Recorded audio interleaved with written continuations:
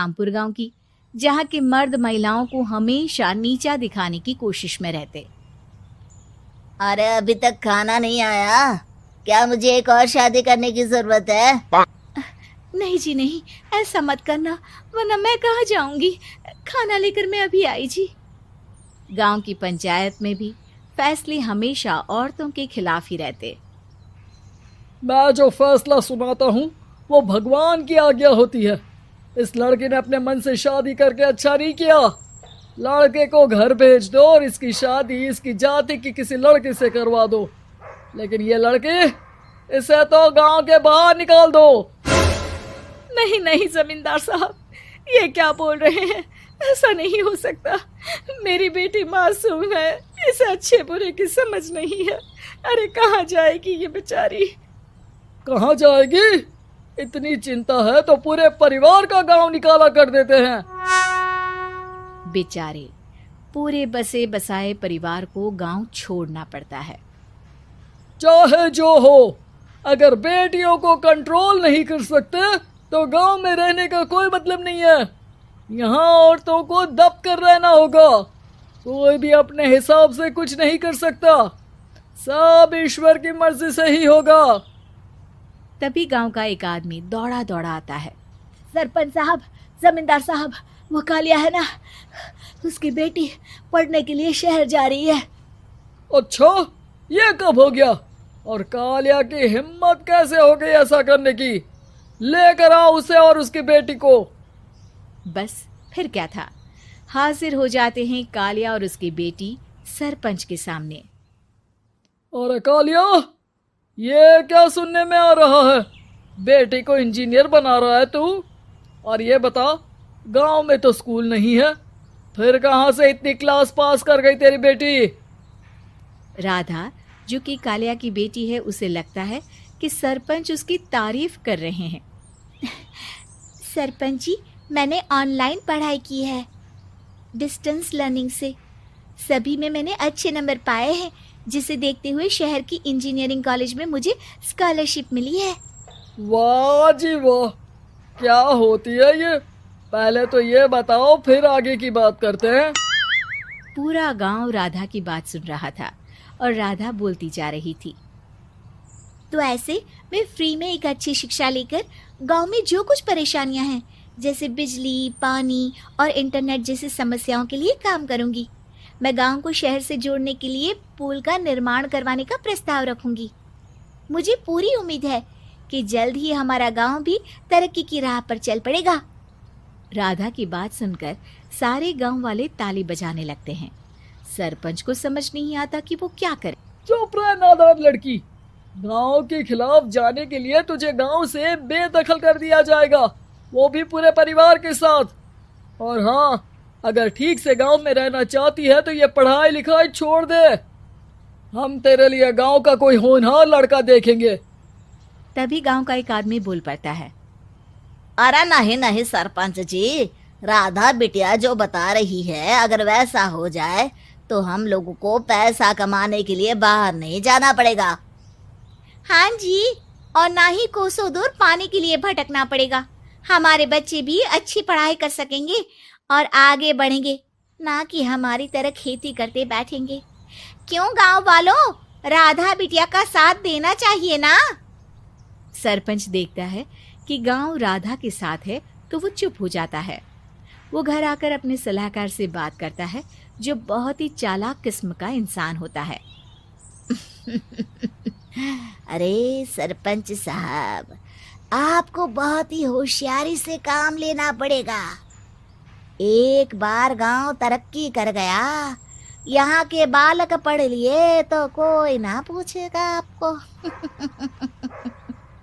और फिर ये जो बेटा और बेटी है ना आपके, इनको भी आम लोगों की तरह ही जीवन जीना होगा। हाँ, लेकिन करे तो क्या करे? वो ना आप मुझ पर छोड़ दीजिए, बस मैं जैसा बोलूं करते जाइए। अगले रोज सुबह जब गांव वाले सोकर उठते हैं तो राधा के घर के बाहर और साथ ही वो लोग जिन्होंने राधा का सपोर्ट किया था, उनके घर के आगे लाल रंग से कल आऊंगी लिखा होता है। कल आऊंगी, यह क्या होता है? अरे यह तो खून से लिखा है, लगता है कोई भूत प्रेत या चुड़ैल का साया है। चलो सरपंच जी के पास चलते हैं। सभी सरपंच के पास जाकर उसे सारी बात बताते हैं। अरे ये तो बड़ी मुश्किल की बात है। चलो मैं एक बाबा को जानता हूँ, उन्हें बुला लेता हूँ। सरपंच बाबा को लेकर गांव के घर के बाहर जाता है। ओहो, तो ये वो चुड़ैल है जो उन लोगों को निशाना बनाते हैं जो गांव को बदलने का सपना देखते हैं। वो गांव को ऐसे ही संपन्न देखना चाहती है, वो नहीं चाहती कि कोई बाहरी यहाँ का कायाकल्प करे। क्या तुम लोगों में से किसी ने गांव को बदलने की सोच रखी है? तभी राधा की माँ रोते रोते आती है। मेरी राधा घर से गायब हो गई है। अरे कोई तो बचाओ, मेरी बच्ची कहाँ गई?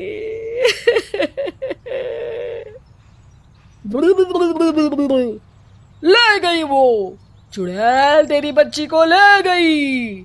अब वो उसे श्रापित करके छोड़ेगी, उस पर चुड़ैल का साया हो जाएगा। तभी बुरी सी हालत में राधा भी वहां आ जाती है। उसके बाल चुड़ैल की तरह फैले होते हैं और कपड़ों में खून लगा होता है। सभी राधा को देखकर डर जाते हैं। माँ, पता नहीं मुझे कौन उठा कर ले गया था। अरे दूर दूर हो जा चुड़ैल, अब हम लोग इस गांव में नहीं रुकेंगे। अरे कैसे बातें कर रहे हैं आप? कल तो आप मेरे भरोसे गांव का हुलिया बदलने, अपने बच्चों को पढ़ाने और तरक्की उन्नति की बात कर रहे थे, तो आज क्या हो गया आपको? ये फिर तुम लोगों को बहकाएगी। ये चुड़ैल गांव में आ चुकी है, ऐसे ही ये तुम्हारे घर के बच्चों को भी ले जाएगी। गांव वाले राधा को गांव से बाहर निकाल देते हैं। उसके माँ बाप रोते रहते हैं, लेकिन गांव वाले नहीं मानते। मैं भी अपनी बहन के साथ गांव के बाहर रहूंगा, लेकिन वो पढ़ाई नहीं छोड़ेगी। वहीं सरपंच के घर पर सलाहकार कहता है। देखा, सांप भी मर गया और लाठी भी नहीं टूटी। लेकिन अगले ही दिन सरपंच के घर के बाहर भी वही शब्द लिखे होते हैं। और फिर सरपंच की बीवी कहती है, हमारी बेटी को किसी ने अगवा कर लिया है। तभी राधा का भाई वहां आ जाता है। अरे गांव वालों, मैंने सरपंच जी की बेटी को देखा था। वो चुड़ैल उसे उठाकर ले जा रही थी। अरे क्या मजाक कर रहे हो? नहीं नहीं सरपंच जी, आप नहीं जानते। वो चुड़ैल अब आपकी बेटी में आ जाएगी, जैसे राधा के अंदर आ गई थी। तभी सरपंच की बेटी वैसी ही हालत में वहां आती है जैसे राधा आई थी। पापा, पता नहीं कैसे मैं गायब हो गई थी। चुड़ैल, इसके अंदर भी चुड़ैल का साया है, मारो इसे। अरे नहीं नहीं, इसे भी राधा के पास गांव के बाहर ही भेज दो। अरे चुप रहो, मेरी बेटी कहीं नहीं जाएगी और चुड़ैल बुड़ैल कुछ नहीं होता है। अरे कैसे बात कर रहे हो सरपंच जी? आप तो बोल रहे थे कि आपका फैसला भगवान का ज्ञान होता है, तो अपने पर बात आई तो अब आप ऐसे बोल रहे हैं। अरे ना ना ना, आपको अपनी बेटी को त्यागना ही होगा। अरे बुलाओ बाबा को।